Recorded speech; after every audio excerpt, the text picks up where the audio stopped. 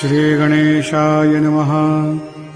हे सर्वाधारा मयुरेश्वरा, सर्वसाक्षी गौरी कुमारा, हे अचिंत्या लंबोदरा, पाहि मां श्री गणपते।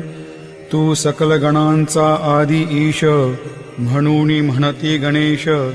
तू संमत सर्व शास्त्रास मंगलरूपा भालचंद्रा। हे शारदे वाग्विलासिनी, तू शब्दसृष्टीची स्वामिनी। तुझे अस्तित्व म्हणून व्यवहार चालती जगताचे।